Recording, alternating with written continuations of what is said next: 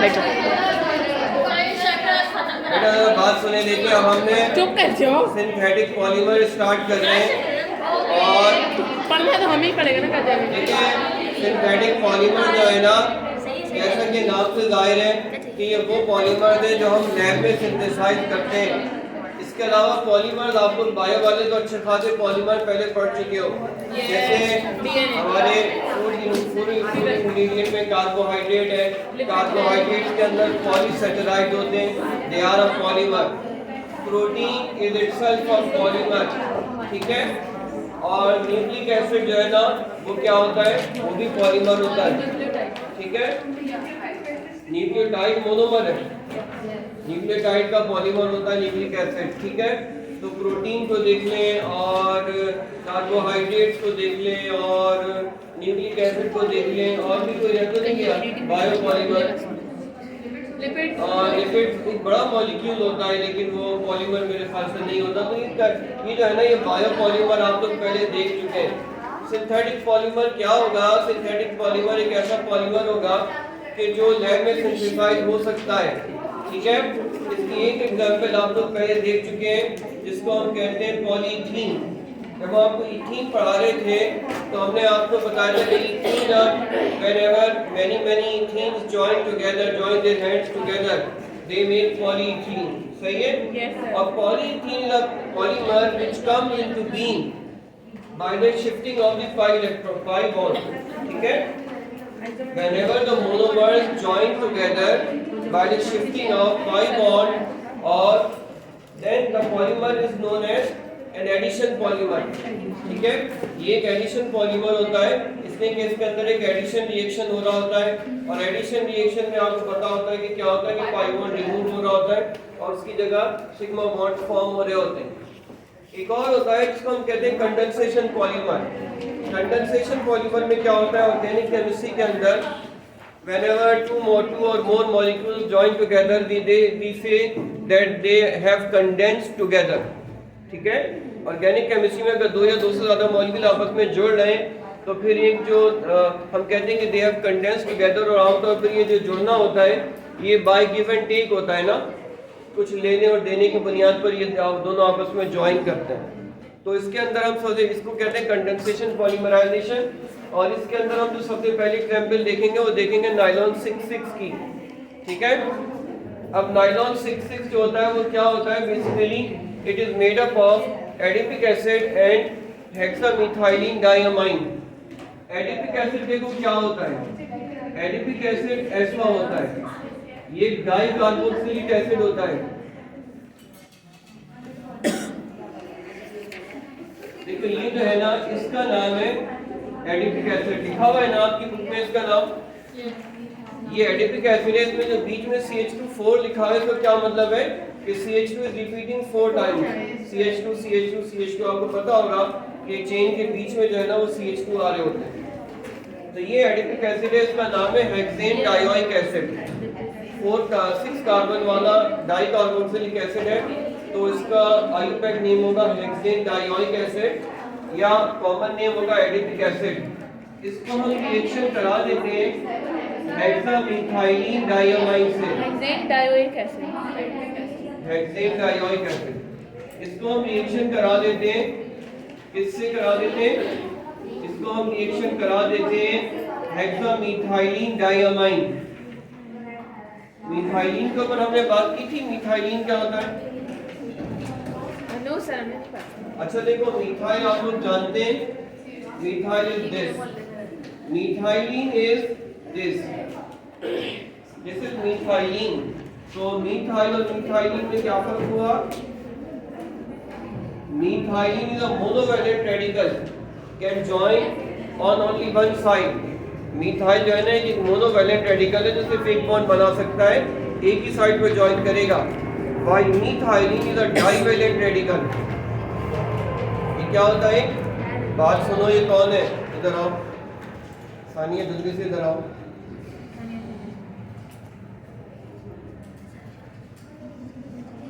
ये बैग हटाओ पूरा।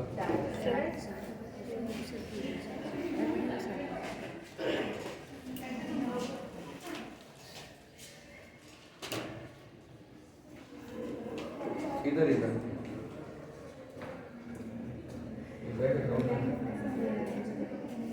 बताओ इथाइलिन क्या होता है?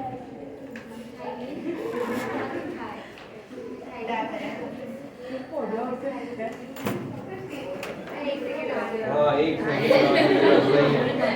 ये क्या होता है, डाइवेलेंट रेडिकल है, ये मतलब दो जगह से बाइंड कर रहा होता है। समझ में आ गई बात? तो ये देखो, इसको कहते हैं हेक्सामिथाइलिन डायमाइन, यानी CH2 6 दफा रिपीट हो रहा होगा।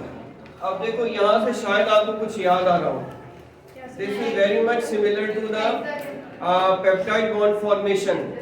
जब दो हमारे पास अमीनो एसिड नजदीक आते हैं ना, तो भी यही वाला प्रोसेस हो रहा होता है कि एक जगह से OH जाता है और एक जगह से H जाता है, और दोनों आपस में मिलके क्या हो जाते हैं, शर्म से पानी पानी हो जाते हैं। ठीक है, वाटर रिलीज होता है, और वाटर रिलीज होने के बाद देखो क्या बचा, इधर बचा ये, इधर बचा ये बचा, और उधर क्या बचा है,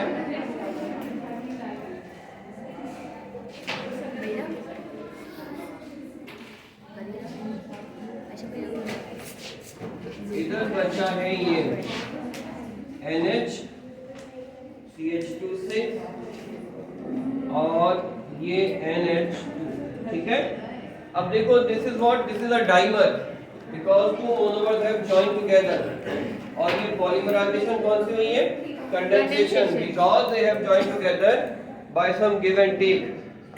ठीक है, गिव एंड टेक या गिव एंड गिव है, पता नहीं, इसने भी दिया है उसने भी दिया है। पहला तो वाटर रिलीज हुआ है और ये दोनों ज्वाइन हो गए, एक डाइमर बना है।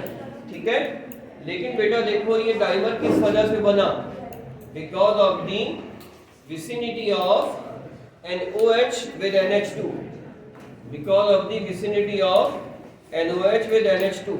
अब देखो मॉलिक्यूल एक तो होता नहीं है, मॉलिक्यूल तो कई सारे होते हैं, तो ये जो NH2 आ रहा है ना, इसके बराबर में जो नेबर होगा इसके पास एक OH होगा, और वो जो OH आ रहा है इसके बराबर में जो नेबर होगा इसके पास एक NH होगा। क्या मतलब हुआ कि दिस प्रोसेस ऑफ डिहाइड्रेशन में continue on both ends infinitely. ये जो प्रोसेस है ये बोथ एंड पर अभी भी स्टिल कंटिन्यू रह सकता है, और ये प्रोसेस चलता रहता है। ठीक है, ये प्रोसेस क्या होता है, चलता रहता है, और इसी प्रोसेस के चलते रहने की वजह से जो हमें पॉलीमर मिलेगा उसका नाम है नायलॉन। ठीक है, दिस इज कॉल्ड नायलॉन, और ये जो नायलॉन है ना, ये नायलॉन को नायलॉन 6 इसलिए कहते हैं इसलिए कि both of the precursors have 6 carbon in them. इसके जो दो प्रीकर्सर्स हैं दोनों के अंदर कितनी कार्बन होती हैं, 6 कार्बन होती हैं, इस वजह से इसका नाम होता है बाय नायलॉन 6। इसको ये आप क्वेश्चन लिख लीजिएगा, by nylon is called nylon 6। ठीक है,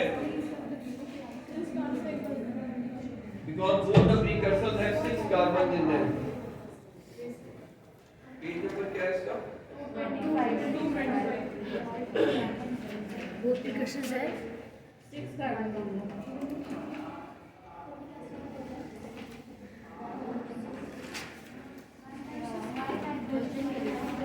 अच्छा बेटा देखो 25 हो गई। अब इसके बाद जो है ना, ये आपको दिया हुआ है, इसके क्लास के बाद जो है ना वो देखो, इसको पेज नंबर 225 के ऊपर आपको जिगलर कैटलिस्ट नजर आ रहा है, गोल्ड प्रिंट के अंदर लिखा होगा। ये बेसिकली जब आप पॉलीथीन बना रहे होते हो तो आपको जो कैटलिस्ट की जरूरत पड़ती है वो जिगलर कैटलिस्ट की जरूरत पड़ती है। ये कौन सा है, ये कैटलिस्ट देखो लिखा हुआ है ना, इसके अंदर टाइटेनियम टेट्राक्लोराइड होता है और ट्राई एल्काइल एल्युमिनियम होता है वगैरह वगैरह। अच्छा बेटा देखो बात सुनो, जैसे हमने आपको बताया था कि इथीन से बनता है पॉलीथीन, उसमें क्या होता है, CH2 डबल बॉन्ड CH2 में जो CH2 एक कॉर्नर पर है वो एज इट इज रहता है, दूसरे कॉर्नर का CH2 भी एज इट इज रहता है, सिर्फ पाई बॉन्ड मूव हो रहा होता है, बाकी सारी अटैचमेंट एज इट इज रहती हैं। बिल्कुल इसी तरह विनाइल क्लोराइड जो आपको नजर आ रहा है पेज 225 के ऊपर, इसमें भी सारी चीजें एक जगह रहेंगी बस एक विनाइल क्लोराइड का डबल बॉन्ड मूव हो जाएगा अपने नेबर के पास और दूसरे का मूव हो जाएगा अपने थर्ड नेबर के पास। इस तरीके से हमारे पास ये ज्वाइन होना शुरू हो जाएंगे and what we get is a polyvinyl chloride. ठीक है, पॉलीविनाइल क्लोराइड। पहले के दौर में, वैसे अभी भी शायद कहीं कहीं आपने देखा हो, विनाइल फ्लोरीन कहते हैं। सुना है ना? तो विनाइल फ्लोरीन जो होती है ना, वो आप उसको अगर आप कभी टच करके देखो तो उसका फील जो है ना, वो एक प्लास्टिक लाइक उसका फील आ रहा होता है। ठीक है ना? इसके अलावा जो पीवीसी के पाइप, मतलब जब हम आपके एज के थे तो बहुत ज़्यादा मशहूर थे पॉली पीवीसी पाइप्स के नाम से। अब चूंकि ऑल्टरनेट्स बहुत आ गए, अभी इतने मशहूर नहीं है, लेकिन स्टिल ये अभी यूज़ होते हैं। ये ग्रे कलर के पाइप्स होते हैं। जब ये जो वायरिंग है ना, आजकल की तो कंसील्ड वायरिंग होती है, जब हम आपकी एज में थे ना तो ये वायरिंग ऊपर से जा रही होती थी, जैसे ये जा रही है ना, तो वायरिंग ऊपर से जाती थी, तो वो उसको जो है ना इंसुलेट करने के लिए पीवीसी पाइप के अंदर इंक्लोज करते थे। तो स्टिल बहरहाल के ग्रे कलर के पाइप्स पीवीसी के बड़े मशहूर हैं, पॉलीविनाइल क्लोराइड। अच्छा, अब ये देखो, इसके बाद विनाइल क्लोराइड कैसे बनता है, इन्होंने आपको पहले बताया, हम पहले देख चुके हैं कि इथाइन से विनाइल क्लोराइड बनता है। याद है? इथाइन को जब आप HCl से रिएक्ट करते हो तो एक पाई बॉन्ड टूट जाता है, एक जगह H आता है, एक जगह Cl आता है और विनाइल क्लोराइड बन जाता है। इसके बाद हमारे पास क्या आ गया?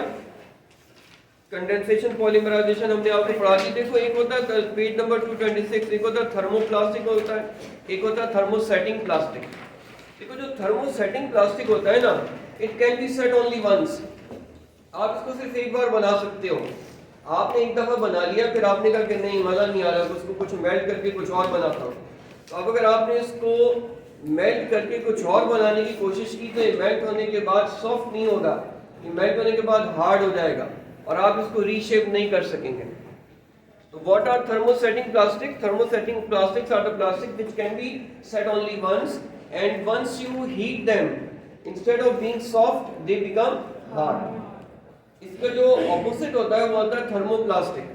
थर्मोप्लास्टिक क्या होता है? Thermoplastic is a plastic which can be set many a times.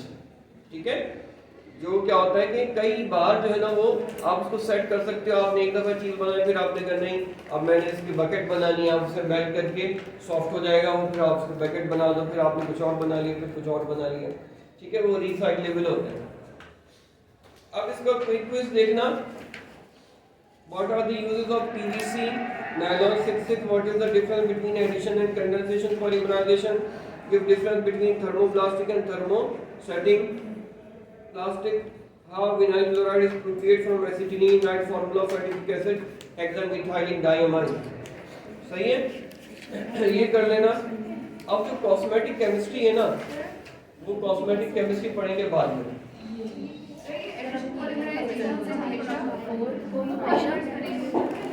ये वाला एडिपिक और ये वाला हेक्सामेथाइलिन है, ये वाला हेक्सामेथाइलिन। एडिशन पॉलीमराइजेशन में जरूरी नहीं कि हम पॉलीमर बने। ये हेक्सामेथाइलिन। आप इसका NH का गया, अमाइन का गया, डिफरेंट मोनोमर को जॉइन डायमेथाइलिन हो गया और ये एडिपिक एसिड है। अच्छा, ये होमोपॉलीमर और कोपॉलीमर आप लोगों ने पढ़ा है? No sir. होमोपॉलीमर एक ऐसा पॉलीमर होता है which is composed of only one type of monomer। इसके मोनोमर एक ही जैसे हो, जैसे हमारे पास पॉलीथीन एक होमोपॉलीमर होता है। कोपॉलीमर एक ऐसा पॉलीमर होता है which contains more than one monomer। इसमें एक से ज्यादा मोनोमर शामिल होते हैं। जैसे हमारे पास नायलॉन है, नायलॉन का एक मोनोमर है एडिपिक एसिड और दूसरा मोनोमर है हेक्सामेथाइलिन डायमाइन। तो ये कोपॉलीमर होते हैं। इसमें डिफरेंट टाइप्स की, एक से ज्यादा टाइप्स के मोनोमर्स इन्वॉल्व होते हैं। कॉस्मेटिक केमिस्ट्री जो है ना, ये मैं छोड़ रहा हूँ, इसको बाद में देखेंगे। और इसके बाद जो है ना हमारे पास आ गए एडहेसिव। एडहेसिव जो है ना बेसिकली जैसे कि नाम से जाहिर है कि ये एडहेसिव क्या होते हैं कि ये एडहेशन दे रहे होते हैं, एडहेशन दे रहे होते हैं, नहीं चिपकने वाली स्टिकी की नेचर होती है। और ये जो एडहेशन है ना, ये नेचुरल भी होती है, सिंथेटिक भी होती है। नेचुरल जो एडहेसिव होते हैं उसमें एक तो बहुत मशहूर है, इसको उर्दू में कहते हैं लाई, आटे से जो बनाते हैं। आटे को अगर पानी में डिजोल्व कर लेना तो वो आप लोग भी तो बनाते होंगे ना, जो लोग रमजान के अंदर वो बनाते हैं ना पकौड़े, वो समोसे जो बनाते हैं, तो समोसे की जो रोल पट्टी होती है ना उसके अंदर आटे की लाई बना के ना उसको चिपका रहे होते हैं। ठीक है ना। तो ये एक नेचुरल एडहेसिव है। इसके अलावा आप लोगों ने गोंद का नाम सुना होगा, वो बड़ी मतलब पर्ल लाइक उसकी अपीयरेंस होती है। अगर आप कभी खरीदने जाए ना, जो खाने वाली गोंद है ना, उसकी पर्ल लाइक अपीयरेंस होती है, मोतियों जैसी होती है वो। और वो जो गोंद है ना, आप अगर कभी लेके उसको चबाएंगे ना तो आपके दांत चिपक जाएंगे, वो भी स्टिकी होती है, ठीक है ना। तो वो एक नेचुरल एडहेसिव होती है, ठीक है।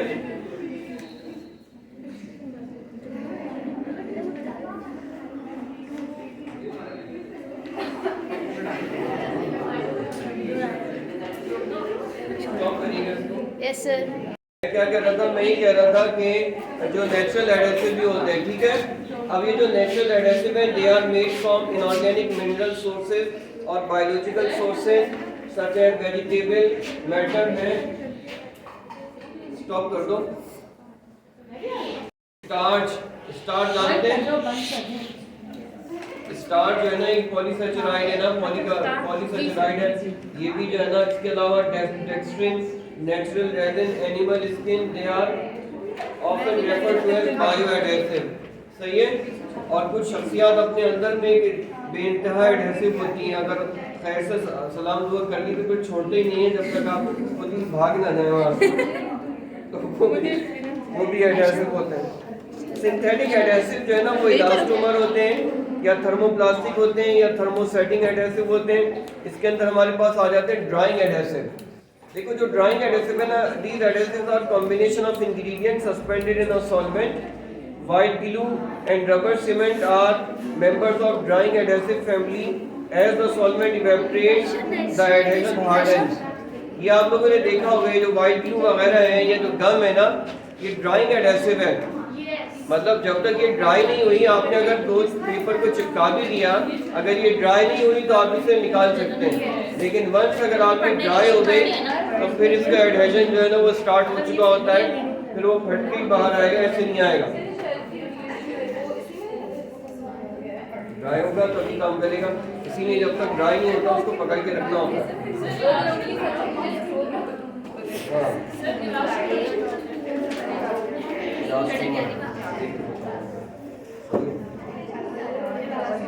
अच्छा, अब इसके बाद देखो, इसके बाद हमारे पास आ गया कॉन्टेक्ट एडहेसिव। विच आर जो contact adhesive must be applied to both surfaces.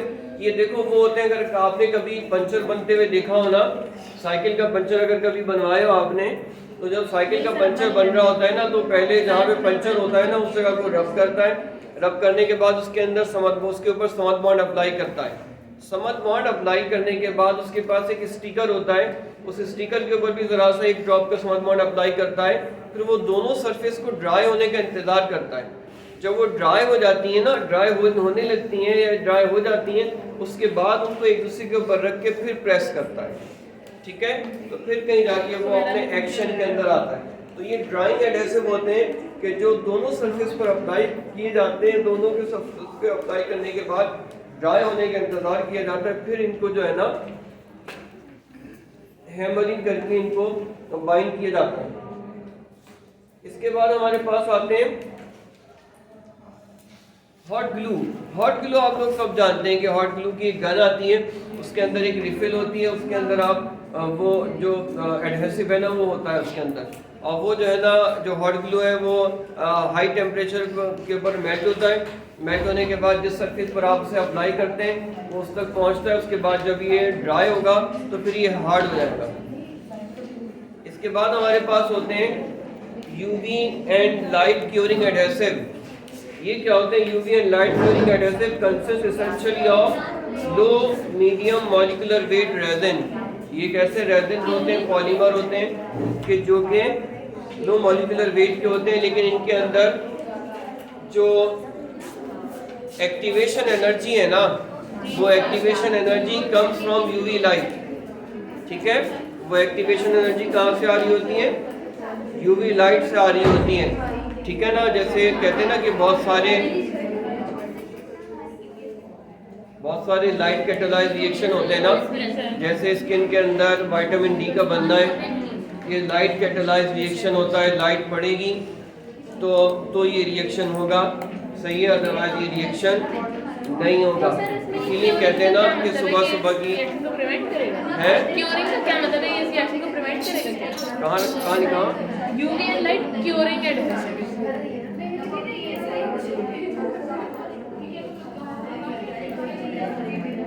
अभी तो मोबाइल की जगह में देखना